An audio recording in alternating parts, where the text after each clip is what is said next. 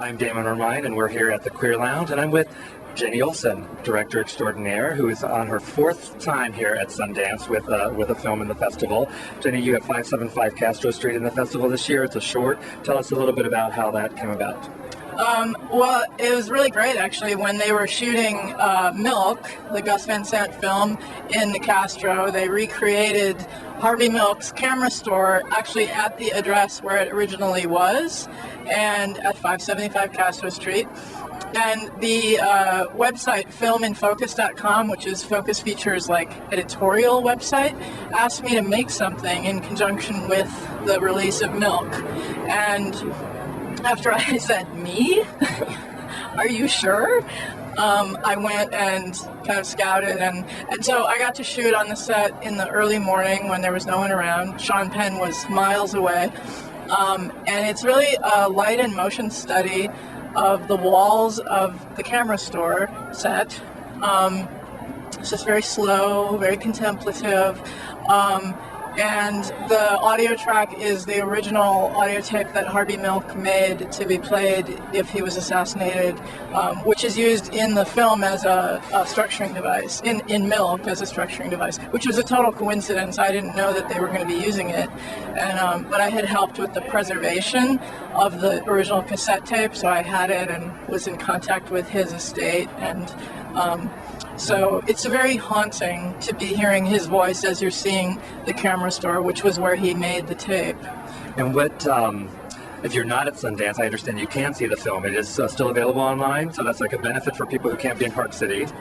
Yeah, well, it actually, it's available at filminfocus.com, filminfocus.com, and probably 20,000 people have seen it online so far, and I have yet to see it myself on a big screen with an audience. It's a very weird experience.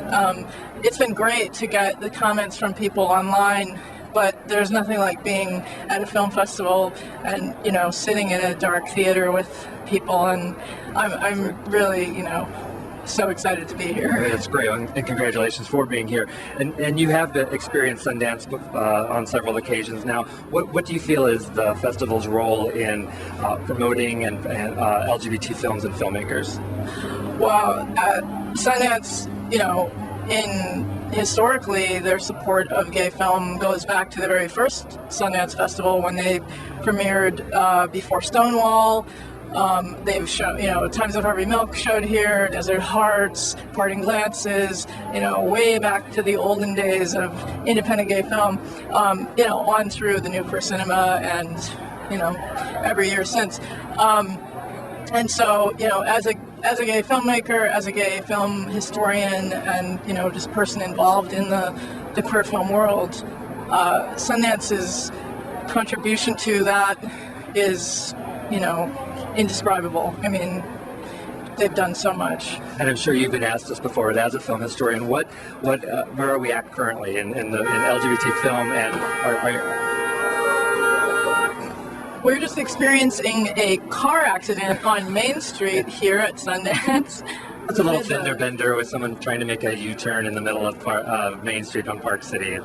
And maybe going for 2 times. All right, and they're giving it up. All right, we'll go again. So Jenni, as a film historian, what do you feel the current state of LGBT film is? Well, it's interesting. I was just in a panel discussion on the state of queer film festivals, and it's a challenging time. It's a challenging time for everyone, but particularly for nonprofit arts organizations. And I think we're going to see a kind of a return to our roots in many ways in terms of what the main purpose that film festivals serve in showcasing work, especially work that's not being brought into the mainstream. On the one hand, Sundance and queer film festivals have sort of to surface all this great work and kind of create this market for it, and so that you have all these queer film distributors and people are really interested in queer film, and there's an economic base for it, but we're kind of hitting a wall there that the festivals are almost a victim of their own success, that now Now actually there are distributors like Wolf and TLA and Strand who, if a festival wants to show a film, they have to pay for it. And so, anyway, the economy of it is really quite challenging. I think, there continues to be, to me, the most interesting films are coming from typically underserved communities, underrepresented communities. A film like Push, which premiered last night, and there's just more dynamic voices and interesting things to say.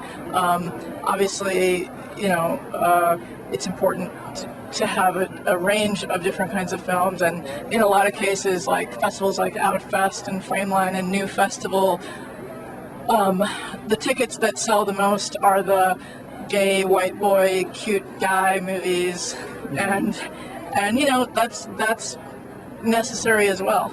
And certainly, we've had our Brokeback Mountain, and a few years later, then we have a Milk, and we'll see after Sundance what happens with I Love You, Philip Morris, which is getting a lot of buzz.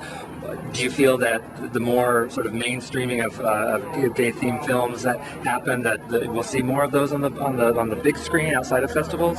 I think to a degree, although I think it's pretty limited. I just feel like there are kind of two tangents of LGBT cinema.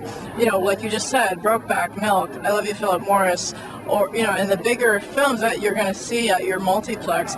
Going back to actually something like Torch Song Trilogy in 1987 was one of the first. It was actually the first niche gay film that was booked widely into a national theater chain. It was a huge thing, and obviously very important that your grandma is going to go to the theater and be like, there are gay people on the big screen, and maybe I'll go see that, and that makes a huge difference for us in the world. For me, as everything for me in my life is so gay, I feel like, tell me about it. I don't need that for myself personally as much anymore, and so then I become more interested in smaller voices and experimental film and documentaries and things that are not going to get those wide release things, or just aren't part of that world of the big, huge film industry. But yeah, we know that wide releases do help change hearts and minds when it does reach into the heartland, and with people who may not otherwise see those images on the screen. Yeah, and that's so much of the work that GLAAD has been doing over the years. And it's interesting because there is this sense GLAAD has made this huge difference over what is it now? 25 years. 25 years, and okay, now. What? Obviously there still needs to be this kind of vigilance and the watchdog, and what partly for me having been out now for all these years, I'm less worried about the mainstream representation. Well, Jenni Olson, I want to thank you for being with us today, and congratulations on having 575 Castro Street in Sundance, and we'll wrap it up here from beautiful Park City. Thanks, Damon. Thanks.